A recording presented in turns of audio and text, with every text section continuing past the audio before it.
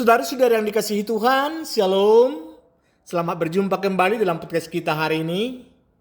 Puji Tuhan, kita masih diberi kesempatan untuk belajar bersama dari firman-Nya yang hidup dan berkuasa. Sebelum kita mulai, mari kita berdoa. Bapa kami yang setia dan tidak pernah ingkar janji, kami datang menghadap hadirat-Mu dengan hati yang bersyukur. Terima kasih karena Engkau adalah Allah yang menepati semua janji-Mu. Bukalah hati kami untuk menerima firman-Mu hari ini. Biarlah Roh Kudus mengajar kami dan meneguhkan iman kami melalui kebenaran yang akan kami pelajari. Berkatilah waktu ini untuk kemuliaan nama-Mu yang kudus. Dalam nama Tuhan Yesus Kristus kami berdoa. Amin. Saudara-saudara, hari ini kita akan mempelajari 3 ayat yang pendek, tetapi sangat padat maknanya, yaitu dari kitab Yosua pasal 21 ayat 43 sampai 45. Ini adalah ayat-ayat yang sangat penting karena merupakan kesimpulan dari seluruh proses penaklukan tanah Kanaan yang sudah dimulai sejak kitab Yosua pasal 1. Sebelum kita masuk ke dalam teks, izinkan saya bertanya, pernahkah saudara merasa bahwa janji-janji Tuhan terlalu lama terpenuhi? Pernahkah saudara berdoa untuk sesuatu tetapi sepertinya tidak ada jawaban? Pernahkah saudara bertanya, Tuhan, apakah Engkau masih ingat janji-Mu kepada saya? Kita hidup di zaman yang serba instan. Mau makan, pesan lewat aplikasi. 30 menit sudah sampai. Mau belanja, klik di handphone. Besok barang sudah datang.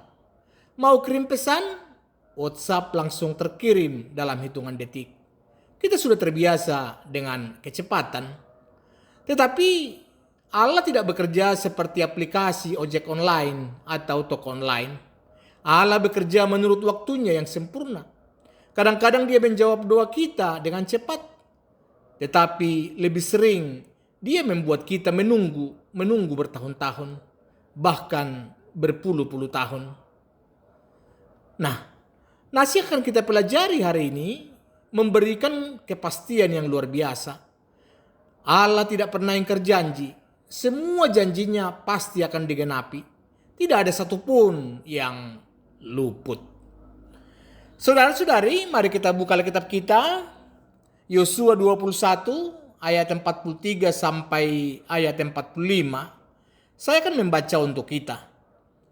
Jadi seluruh negeri itu diberikan Tuhan kepada orang Israel, yakni negeri yang dijanjikannya dengan bersumpah untuk diberikan kepada nenek moyang mereka.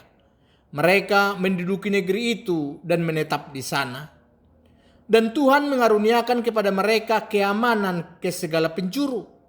Tetapi seperti yang dijanjikannya dengan bersumpah kepada nenek moyang mereka, tidak ada seorang pun dari semua musuhnya yang tahan berdiri menghadapi mereka. Semua musuhnya diserahkan Tuhan kepada mereka.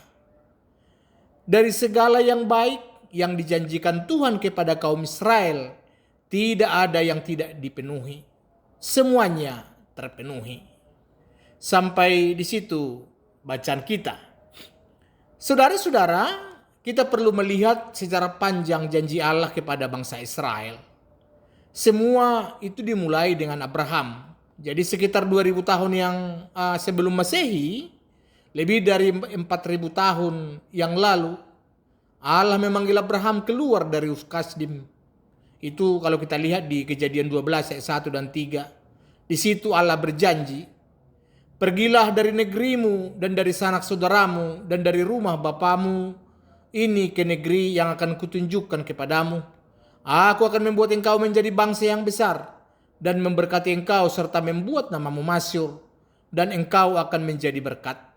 Aku akan memberkati orang-orang yang memberkati engkau dan mengutuk orang-orang yang mengutuk engkau, dan olehmu semua kaum di muka bumi akan mendapat berkat. Kemudian kalau kita lihat di Kejadian 15, Allah membuat perjanjian dengan Abraham dan berjanji memberikan tanah Kanaan kepada keturunannya. Tetapi Abraham sendiri tidak pernah memiliki tanah itu, kecuali sepetak tanah kuburan yang dia beli untuk menguburkan istrinya Sarah. Abraham hidup sebagai pendatang, tinggal di kemah, berpindah-pindah. Dia mati tanpa melihat janji itu terpenuhi secara penuh. Janji itu diteruskan kepada Ishak, anak Abraham. Tetapi Ishak juga tidak melihat penggenapan penuh. Dia juga hidup sebagai pendatang. Janji itu diteruskan lagi kepada Yakub, anak Ishak. Dan Yakub malah harus melarikan diri dari tanah Kanaan karena takut kepada Esau kakaknya. Kemudian dia tinggal di Haran selama 20 tahun. Ketika dia kembali ke Kanaan, dia masih tinggal dalam kemah. Dan di akhir hidupnya, karena kelaparan, Yakub dan seluruh keluarganya turun ke Mesir. Di Mesir, keturunan Yakub bertambah banyak. Tetapi kemudian mereka dijadikan budak selama 400 tahun. 400 tahun, bayangkan itu. Lebih lama dari usia Indonesia merdeka sampai sekarang. Selama 400 tahun, mereka ditindas, disiksa, dipaksa bekerja keras. Lalu Allah membangkitkan Musa. Melalui Musa, Allah membebaskan Israel dari Mesir dengan mujizat-mujizat yang dahsyat. Allah membelah laut Taberau. Allah memberi mereka manna dari langit. Allah memimpin mereka dengan tiang awan dan tiang api. Tetapi karena ketidakpercayaan mereka, Israel harus mengembara di padang gurun selama 40 tahun. Musa sendiri tidak boleh masuk ke tanah Kanaan. Dia hanya boleh melihatnya dari puncak gunung Nebo sebelum dia mati. Jadi sekarang ini giliran Yosua. Allah mengangkat Yosua untuk menggantikan Musa. Kalau kita lihat di Yosua 1 ayat 2-3, di sini Allah berkata, dikatakan, hambaku Musa telah mati, sebab itu bersiaplah sekarang, seberangilah sungai Yordan ini, engkau dan seluruh bangsa ini menuju negeri yang akan kuberikan kepada mereka, kepada orang Israel itu. Setiap tempat yang akan diinjak oleh telapak kakimu, kuberikan kepada kamu, seperti yang telah kujanjikan kepada Musa. Dan sekarang, setelah bertahun-tahun berperang, setelah menaklukkan kota-kota Kanaan, setelah membagi-bagikan tanah kepada suku-suku Israel, akhirnya sampailah kita di Yosua yang kita baca barusan. Berapa lama sudah sejak janji pertama kepada Abraham sampai penggenapannya di zaman Yosua? Ini lebih dari 600 tahun, 6 abad. Jadi kalau kita lihat konteks di bacaan kita, supaya kita bisa memahami ayat 43-45 ini, kita perlu tahu apa yang terjadi di pasal-pasal sebelumnya. Kalau kita lihat di Yosua 1-12 ini menceritakan tentang penaklukan tanah Kanaan. Israel menyeberangi sungai Yordan dengan kaki kering karena airnya terbelah. Mereka menaklukkan Yeriko dengan cara yang ajaib. Tembok kota itu runtuh setelah mereka berteriak. Mereka berperang melawan raja-raja Kanaan di selatan dan di utara, dan Allah memberikan mereka kemenangan demi kemenangan. Kalau kita baca Yosua 13-21, ini menceritakan tentang pembagian tanah, bahwa setiap suku mendapat bagiannya masing-masing. Suku Ruben, Gad, dan setengah suku Manase mendapat tanah di seberang Yordan. Suku Yehuda mendapat bagian yang besar di selatan.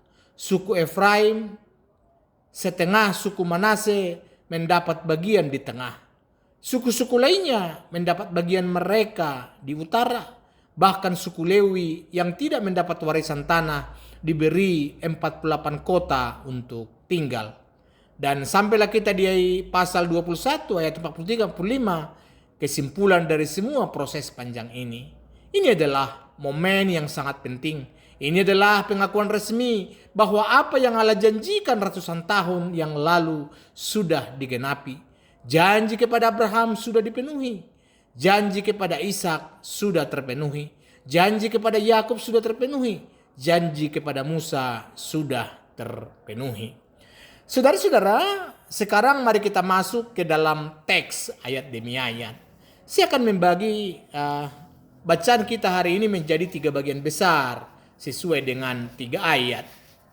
Di ayat 43 ini janji tentang tanah terpenuhi ya. Demikian dikatakan. Jadi seluruh negeri itu diberikan Tuhan kepada orang Israel, yakni negeri yang dijanjikannya dengan bersumpah untuk diberikan kepada nenek moyang mereka. Mereka menduduki negeri itu dan menetap di sana. Dari bacaan kita ini ada beberapa hal yang bisa kita pelajari. Yang pertama dikatakan Tuhan memberikan. Kalau kita perhatikan kata pertama yang sangat penting, Tuhan memberikan. Bukan Israel yang merebut, bukan Yosua yang menaklukkan, tetapi Tuhan yang memberikan. Memang benar Israel harus berperang. Memang benar Yosua harus memimpin tentara. Memang benar mereka harus berusaha, berjuang, berkorban. Tetapi pada akhirnya yang memberikan kemenangan adalah Tuhan. Saudara-saudara, ini yang menjadi prinsip yang sangat penting. Di dalam kehidupan Kristen, kita memang harus berusaha. Tetapi kita tidak boleh lupa bahwa yang memberi hasil adalah Tuhan. Kita berperang, tetapi Tuhan yang memberikan kemenangan. Kita bekerja, tetapi Tuhan yang memberikan berkat.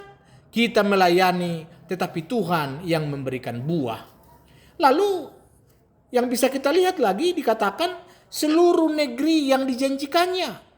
Kalau kita perhatikan kata seluruh, bukan sebagian, bukan setengah-tengah, tapi seluruh negeri yang dijanjikan.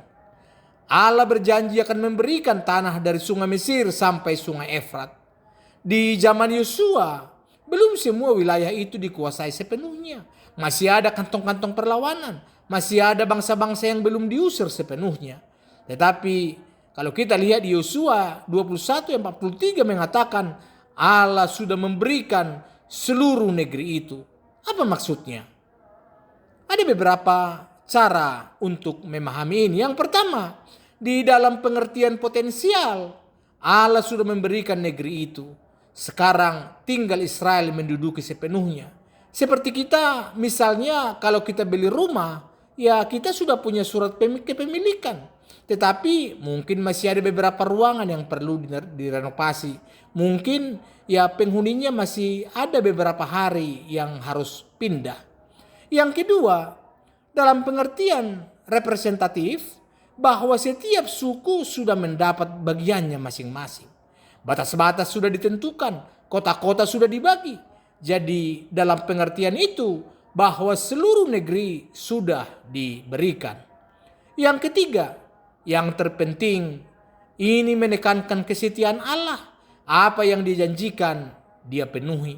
Tidak ada yang kurang, tidak ada yang tinggal. Lalu kalimat selanjutnya yang bisa kita pelajari adalah dijanjikannya dengan bersumpah. Kalau kita perhatikan kata dijanjikannya dengan bersumpah, ini sangat penting. Ketika manusia bersumpah, mereka bersumpah demi sesuatu yang lebih tinggi dari mereka. Demi Allah, demi langit, demi bumi. Tetapi Allah tidak punya siapa-siapa yang lebih tinggi dari Dia. Jadi ketika Allah bersumpah, dia bersumpah demi dirinya sendiri. Kalau kita baca di Ibrani 6 ayat 13 sampai 14, di sini dijelaskan, dikatakan, sebab ketika Allah memberikan janjinya kepada Abraham, ia bersumpah demi dirinya sendiri karena tidak ada orang yang lebih tinggi daripadanya. Katanya, sesungguhnya aku akan memberkati engkau berlimpah-limpah dan akan membuat engkau sangat banyak. Apa artinya Allah bersumpah? Artinya Allah mengikat dirinya sendiri. Artinya Allah menjamin dengan seluruh keberadaannya bahwa janji itu pasti akan digenapi. Artinya lebih mudah langit dan bumi lenyap daripada janji Allah tidak terpenuhi. Saudara-saudari, ketika kita merasa ragu apakah Allah akan menepati janjinya, ingatlah Allah sudah bersumpah. Dia tidak mungkin ingkar, karena kalau dia ingkar berarti dia menyangkal dirinya sendiri. Dan itu mustahil bagi Allah yang tidak pernah berubah. Lalu kata selanjutnya yang bisa kita lihat dari ayat 43, kepada nenek moyang mereka. Janji ini diberikan kepada Abraham, Ishak, Yakub, nenek moyang Israel. Mereka sendiri tidak melihat penggenapannya. Mereka masih dalam iman, percaya bahwa suatu hari janji itu akan digenapi. Kalau kita lihat di Ibrani 11:13, Di sini dikatakan, di dalam iman mereka semua ini mati dengan tidak memperoleh apa yang dijanjikan itu. Tetapi dari jauh mereka melihatnya dan melambai-lambai kepadanya sambil mengakui bahwa mereka adalah orang asing dan pendatang di bumi ini. Tetapi sekarang, ratusan tahun kemudian, keturunan mereka melihat penggenapannya. Apa yang nenek moyang mereka yakini dengan iman, sekarang mereka alami dengan nyata. Saudara-saudari, kadang-kadang Allah membuat kita menunggu lama untuk melihat penggenapan janjinya. Mungkin kita bahkan tidak akan melihatnya di dunia ini. Tetapi percayalah, janji Allah pasti digenapi. Kalau bukan dalam hidup kita, maka dalam hidup anak cucu kita atau di kekekalan nanti. Lalu kata selanjutnya, mereka menduduki negeri itu dan menetap di sana. Akhirnya Israel tidak lagi menjadi budak, tidak lagi mengembara di padang gurun, tidak lagi tinggal dalam kemah. Mereka sekarang punya tanah sendiri. Mereka menduduki negeri itu. Mereka menetap di sana. Kata menetap ini sangat penting. Ini berbicara tentang stabilitas keamanan permanen. Mereka akhirnya punya rumah, punya tanah untuk bertani, punya tempat untuk membesarkan anak-anak mereka. Setelah 400 tahun di Mesir, 40 tahun di padang gurun, dan beberapa tahun berperang, akhirnya mereka bisa beristirahat, bisa menetap, bisa menikmati buah dari tanah yang Allah berikan. Sekarang kita masuk bagian ayat yang ke-44. Ini janji tentang kemenangan dipenuhi. Ayat 44 berbunyi, dan Tuhan mengaruniakan kepada mereka keamanan ke segala penjuru, tepat seperti yang dijanjikannya dengan bersumpah kepada nenek moyang mereka. Tidak ada seorang pun dari semua musuhnya yang tahan berdiri menghadapi mereka. Semua musuhnya diserahkan Tuhan kepada mereka. Kalau kita lihat ayat 44 ini, ada beberapa hal yang kita bisa lihat. Yang pertama, bahwa Tuhan mengaruniakan keamanan, ketentraman. Di sini kata keamanan, kalau kita lihat dalam bahasa aslinya, itu menukah. Yang berasal dari kata nuah, yang berarti beristirahat, berhenti, diam, tentram. Ini berbicara tentang istirahat dari peperangan, keamanan dari musuh, kebebasan dari ancaman. Ini adalah penggenapan dari janji Allah di Ulangan 12 ayat 10. Dikatakan, tetapi apabila nanti sudah kamu seberangi sungai Yordan dan kamu diam di negeri yang diberikan Tuhan Allahmu kepadamu untuk dimiliki, dan apabila ia mengaruniakan kepadamu keamanan dari segala musuhmu di sekelilingmu, dan kamu diam dengan tentram. Setelah bertahun-tahun berperang, sekarang mereka bisa beristirahat. Ini bukan berarti tidak akan ada peperangan lagi di masa depan. Kita tahu dari kitab Hakim-Hakim bahwa akan ada lagi konflik.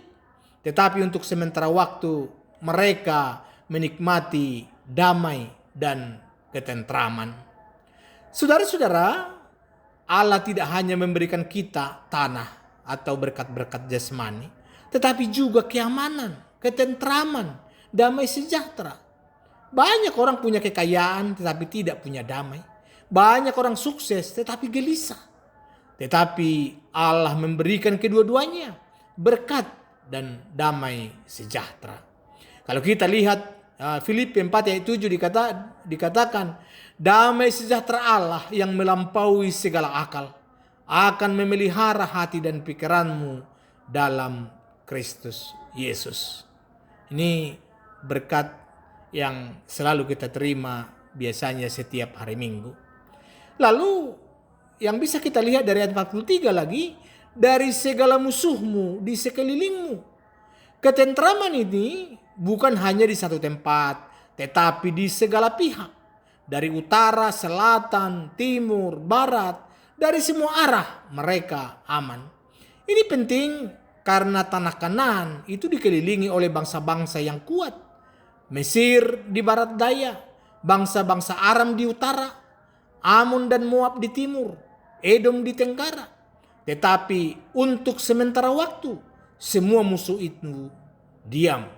Allah memberikan ketentraman dari segala pihak. Lalu tepat seperti yang dijanjikannya. Lagi-lagi penulis menekankan, ini bukan kebetulan. Ini bukan hanya karena Israel kuat. Ini adalah penggenapan janji Allah. Tepat seperti yang dijanjikannya. Allah berjanji dan Allah menepati. Kata demi kata, janji demi janji, semuanya terpenuhi persis seperti yang dia katakan. Saudara-saudara, ini ada seorang anak kecil yang berjanji kepada ibunya, "Bu, minggu depan saya pasti bersih-bersih kamar." Lalu minggu berlalu, kamarnya masih berantakan. Ibunya bertanya, "Kok kamarmu belum dibersihkan?" "Bu, saya kan bilang minggu depan." "Belum saya bilang minggu depan yang mana?" jawab anak itu sambil senyum. Mungkin mendengar cerita ini kita tertawa. Tetapi seringkali manusia memang begitu. Kita berjanji tetapi tidak menepati. Kita bilang nanti tetapi tidak pernah dilakukan. Kita membuat alasan dan mencari celah. Bahkan di zaman ponsel sekarang, kita paling sering janji calling, ya, call. Kita janji melalui handphone. "Udah di mana? Ini udah di jalan." Ternyata masih mandi, ya. Tetapi Allah tidak seperti itu. Ketika Allah berjanji, dia menepati. Tidak ada alasan, tidak ada penundaan yang tidak perlu. Tepat seperti yang dijanjikannya. Lalu kalimat selanjutnya, tidak ada seorang pun dari semua musuh mereka yang dapat bertahan. Ini luar biasa, dikatakan tidak ada seorang pun. Bukan hanya sebagian besar kalah, tetapi semua musuh kalah. Tidak yang bisa bertahan menghadapi Israel, atau lebih tepatnya menghadapi Tuhan yang berperang bagi Israel. Ingat raja-raja yang mereka lawan? Ada 31 raja yang namanya tercatat di Yosua 12.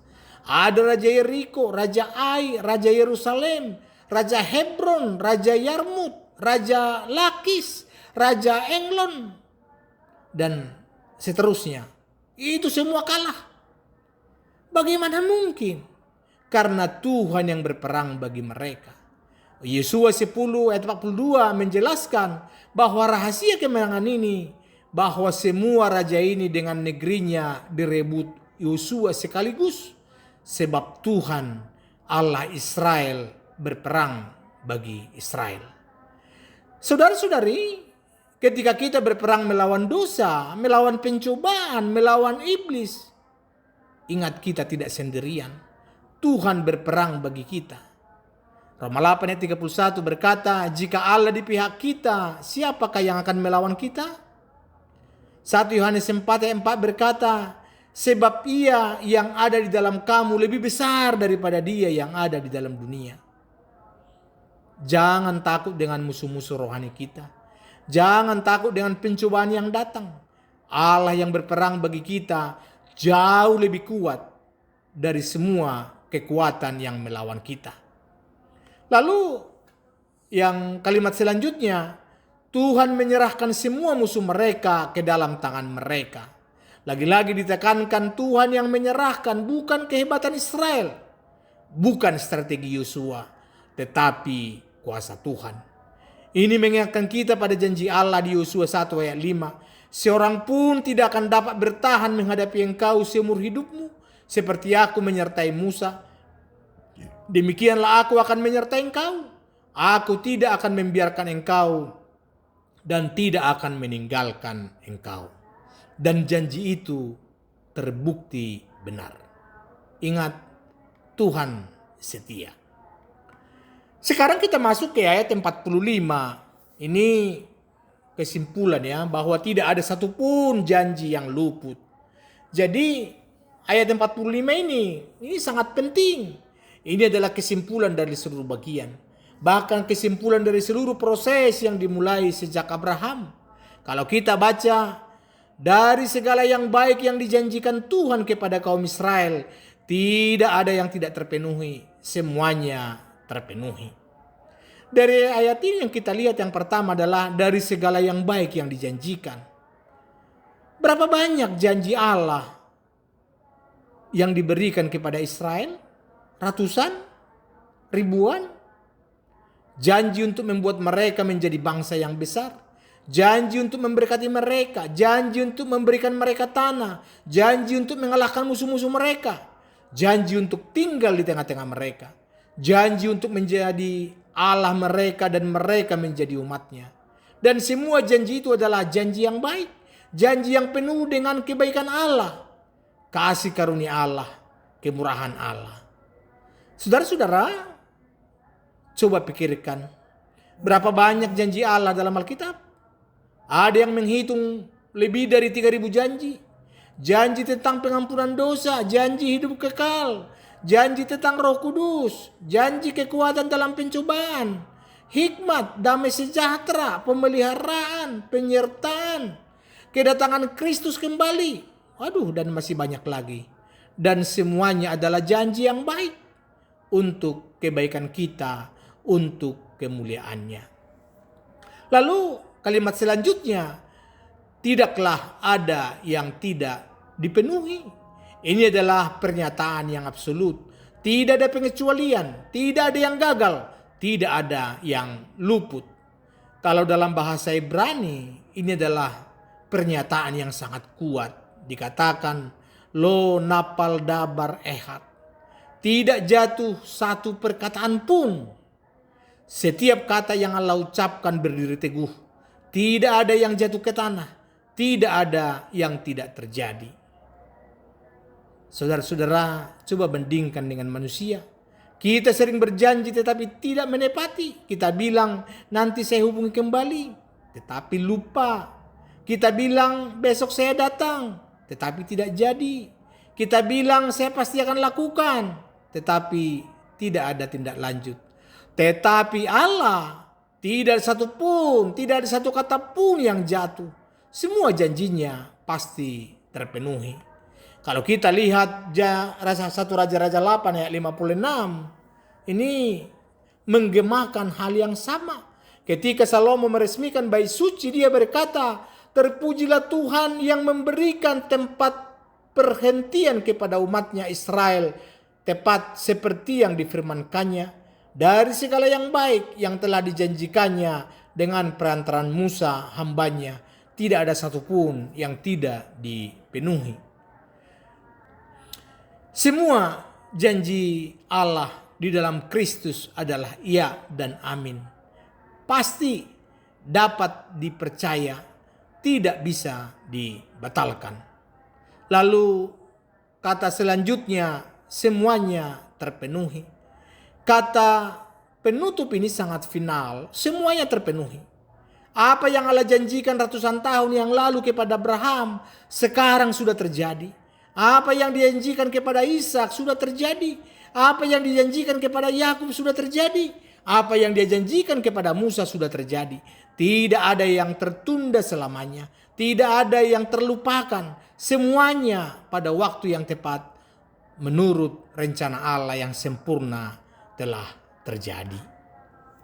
Saudara-saudari yang terkasih, kita sudah melihat bagaimana Allah menepati janjinya kepada Israel. Sekarang pertanyaannya, apa relevansinya ini bagi kita hari ini? Yang pertama, Allah yang sama masih menepati janjinya. Allah yang menepati janji kepada Abraham, Ishak, Yakub, dan Israel adalah Allah yang sama yang kita sembah hari ini. Dia tidak berubah. Kalau kita lihat di Meleakhi 3:6 dikatakan bahwasanya aku, Tuhan, tidak berubah. Di Ibrani 13:8 berkata, Yesus Kristus tetap sama, baik kemarin maupun hari ini, dan sampai selama-lamanya. Jadi kalau Allah setia dulu, dia tetap setia sekarang. Kalau Allah menepati janjinya dulu, dia tetap menepati janjinya sekarang. Saudara yang sedang menunggu jawaban doa, jangan menyerah. Allah tidak lupa, dia masih ingat janjinya akan digenapi. Saudara yang sedang berjuang dengan dosa, jangan putus asa. Allah berjanji akan memberikan kekuatan. Allah berjanji tidak akan membiarkan kita dicobai melampaui kekuatan kita. Percayalah kepada janji itu. Saudara yang sedang menghadapi masa sulit, jangan takut. Allah berjanji tidak akan meninggalkan kita. Allah berjanji akan menyertai kita sampai akhir zaman. Peganglah janji itu. Yang kedua, kita harus percaya meskipun belum melihat. Abraham percaya pada janji Allah meskipun dia tidak melihat. Dia tidak melihat penggenapannya dalam hidupnya. Dia mati dalam iman. Kita juga mungkin harus percaya pada janji-janji Allah meskipun kita belum melihat penggenapannya. Ibrani 11 ayat 1 mengatakan iman adalah dasar dari segala sesuatu yang kita harapkan dan bukti dari segala sesuatu yang tidak kita lihat. Saudara-saudara, bayangkan seorang petani yang menanam benih. Dia tidak langsung melihat hasilnya. Dia harus menunggu beberapa minggu, beberapa bulan. Tetapi dia tidak setiap hari menggali tanah untuk mengecek apakah benihnya sudah tumbuh. Dia percaya bahwa kalau dia sudah menanam, merawat, mengairi, maka pada waktunya pasti akan ada panen. Begitu juga dengan janji-janji Allah. Kita mungkin tidak melihat hasilnya hari ini, minggu ini, bahkan tahun ini. Tetapi kalau kita tetap percaya, tetap setia, tetap berpegang pada firman-Nya, pada waktu Allah yang tepat kita akan melihat penggenapannya. Yang ketiga, waktu Allah sempurna. Dan Abraham sampai Yosua butuh waktu lebih dari 600 tahun. Itu sangat lama menurut ukuran manusia. Tetapi itu adalah waktu yang sempurna menurut rencana Allah. Kalau Galatia 4:4 berkata, tetapi setelah genap waktunya maka Allah mengutus anaknya. Allah punya waktu yang tepat untuk setiap janjinya. Saudara, jangan bandingkan waktu Allah dalam hidup saudara dengan waktu Allah dalam hidup orang lain. Allah punya rencana yang unik untuk setiap orang. Jangan terburu-buru. Jangan mencoba mempercepat rencana Allah dengan cara-cara kita sendiri. Seperti Abraham yang mencoba menolong Allah dengan mengambil Hagar sebagai istri kedua untuk mendapat anak. Itu malah menimbulkan masalah. Tunggulah waktu Allah. Kalau kita lihat Mazmur 27:14 berkata, nantikanlah Tuhan, kuatkanlah dan teguhkanlah hatimu. Ya, nantikanlah Tuhan. Yang keempat, kita harus melakukan bagian kita. Allah berjanji memberikan tanah Kanaan, tetapi Israel tetap harus berperang. Allah berjanji memberikan kemenangan, tetapi mereka tetap harus mengangkat senjata. Jadi, ada kemitraan antara kedaulatan Allah dan tanggung jawab manusia. Allah bekerja, tetapi kita juga harus bekerja. Filipi 2 ayat 12-13 menjelaskan, karena itu tetaplah kerjakan keselamatanmu dengan takut dan gentar, bukan saja seperti waktu aku masih hadir, tetapi terlebih pula sekarang waktu aku tidak hadir, karena Allah lah yang mengerjakan di dalam kamu baik kemauan maupun pekerjaan menurut kerelaannya. Kalau saudara berdoa minta pekerjaan, jangan hanya duduk menunggu. Kirim lamaran, ikuti interview, tingkatkan skill, berdoa sambil berusaha.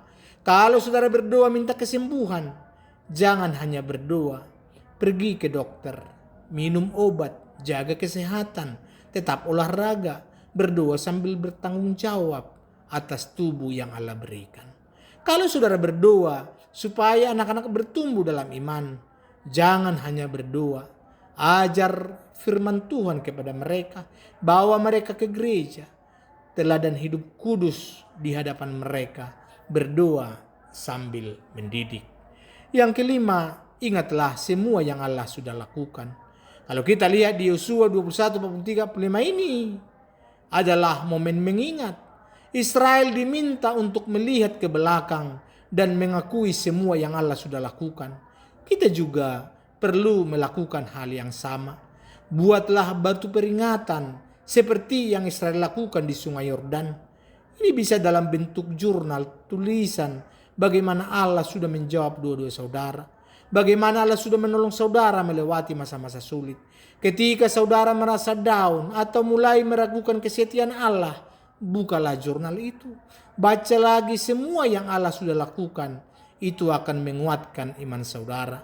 Ceritakan kesaksian saudara kepada anak-anak saudara, kepada generasi muda gereja.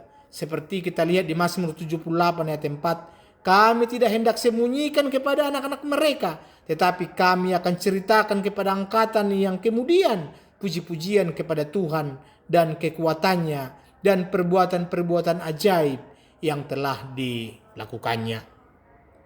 Yang keenam, janji terbesar adalah Yesus Kristus.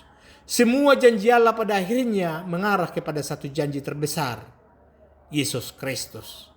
Allah berjanji akan mengutus juru selamat sejak di Taman Eden. Allah berjanji bahwa melalui keturunan Abraham, semua bangsa akan diberkati.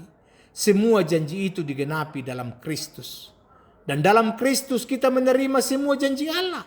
Di 2 Petrus 1:4 berkata, Ia telah menganugerahkan kepada kita janji-janji yang berharga dan yang besar, supaya olehnya kamu boleh mengambil bagian dalam kodrat ilahi.